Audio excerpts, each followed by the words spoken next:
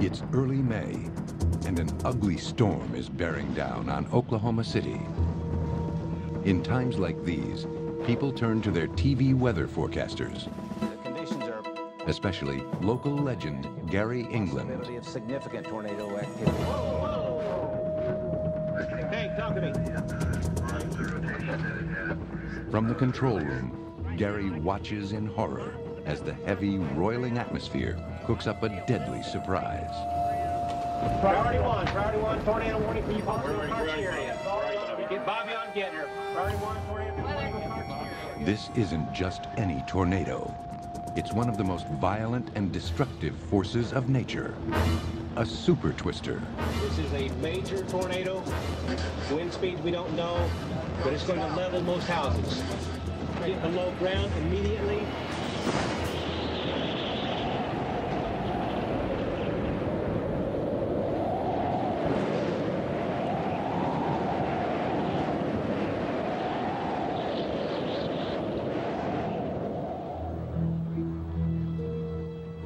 The date was May 3rd, 1999, and one of the most powerful tornadoes on record had made a direct hit on the suburbs of Bridge Creek and Moore, Oklahoma. Hello? 8,000 homes destroyed, $1 billion of damage, 40 dead.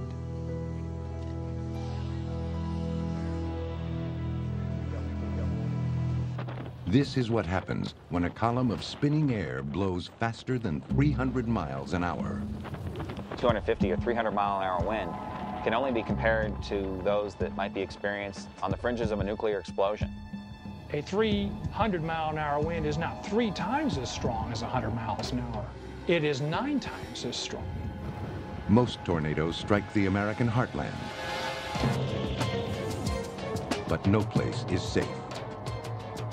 In 2002, a super twister struck Maryland, just south of Washington, D.C.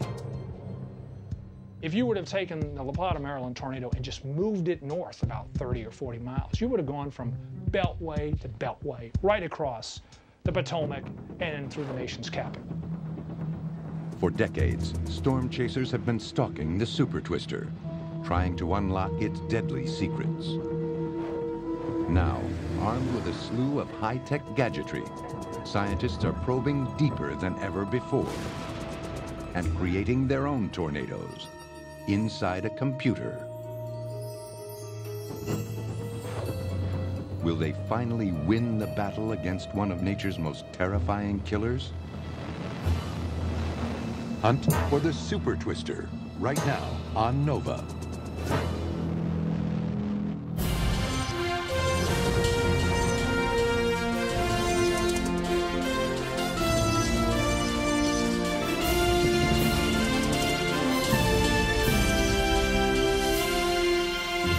Funding for NOVA is provided by the following.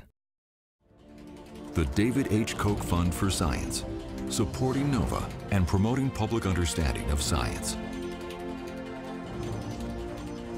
The Corporation for Public Broadcasting, and by contributions to your PBS station from viewers like you. Thank you.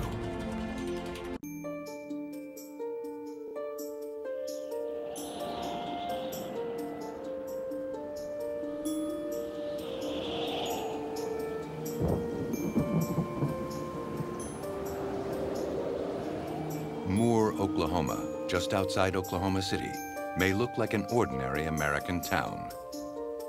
But it has a disturbing and violent history. Because this quiet community has a habit of attracting tornadoes.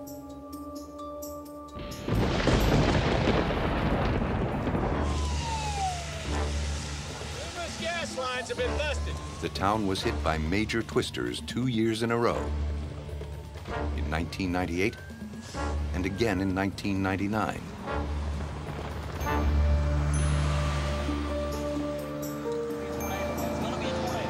In May 2003, the unthinkable happens again. Another major tornado heads straight toward Moore. There you go, it's down on the ground. This time, the spinning vortex makes a beeline for Mama Lou's Diner. were sitting out here having dinner, and my daughter called and said that a tornado was coming our way. The manager told us we needed to either leave or stay, get in the freezer, walk in. There was a young waitress. She went in. My husband was standing right in front of her. He said she was shaking so bad he could feel her tremble behind him. I sat in this chair. Things happen so fast and people move so fast, and the man in the wheelchair, we couldn't get this door shut.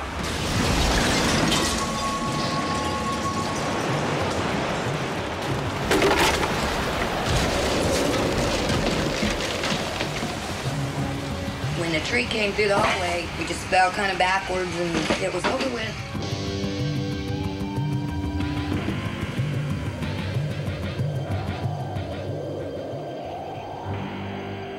When we walked out, the walls were gone, everything was gone, ceiling was in.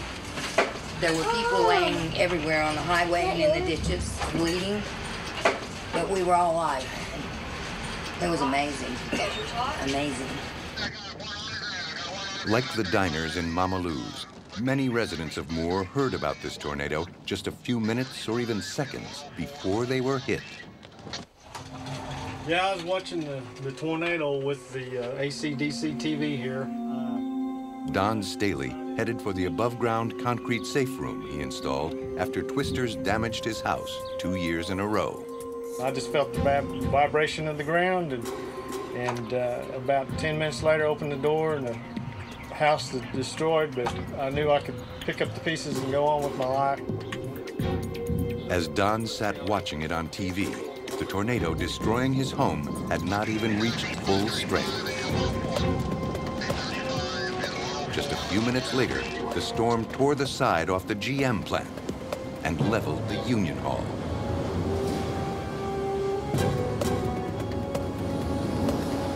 Many fear that scenes like this are a sign of things to come. That we haven't seen the worst that tornadoes can do.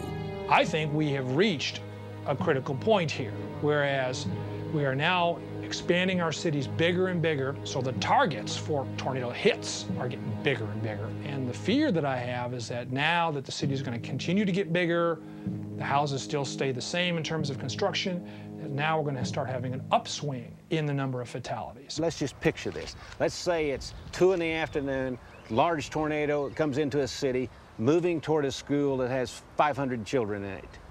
What's going to happen when that warning goes out? There's going to be hundreds of parents trying to rush to that school to get those kids out. And it will take the school out, it'll take the parents out, and mark my words, it will happen. Tornadoes are freak events of nature. They can't be stopped. But if we want to survive them, we've got to predict when and where they'll occur. But tornadoes continue to defy forecasters.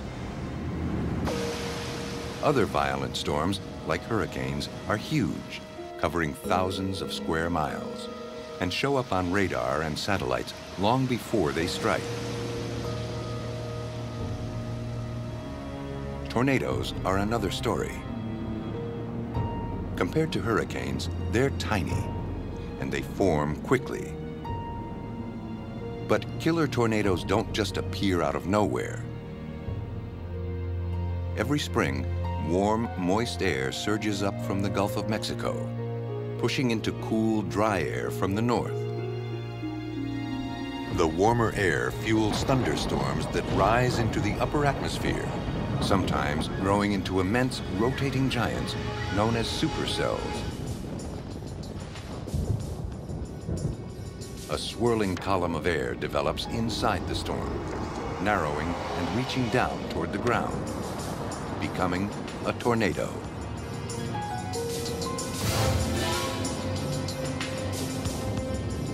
Over 1,000 tornadoes touch down in the United States each year.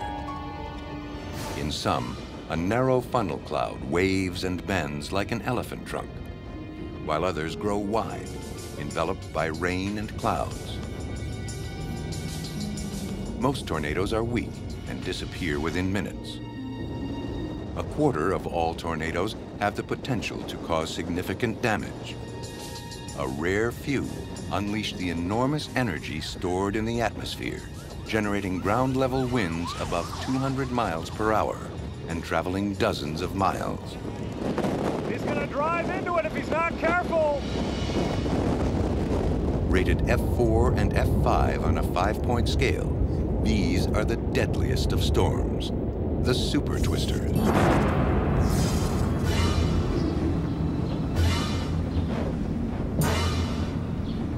They do happen. They happen nearly every year. And of course, if an F5 comes down your street, if you're not in a safe room or a basement or a cellar, you're probably going to be history.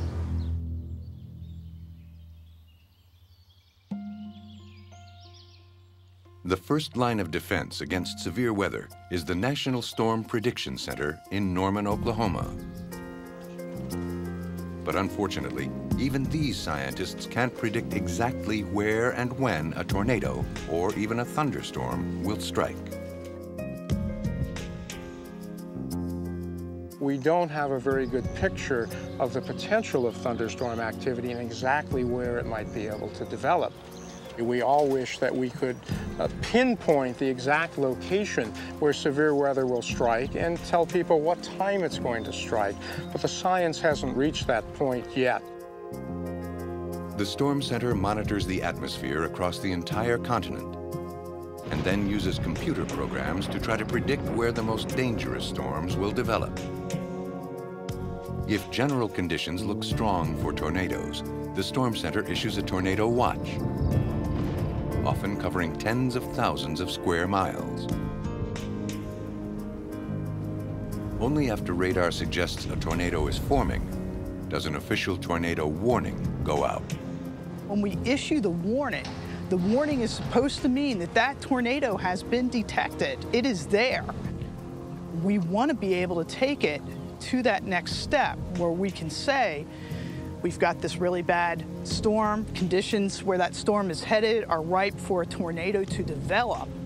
Where we're at right now, when you've detected it, it's occurring.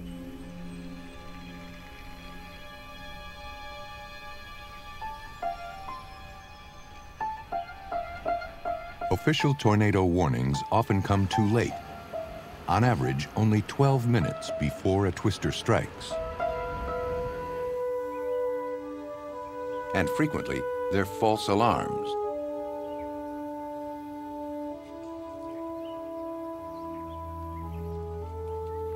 One man believes we can do better.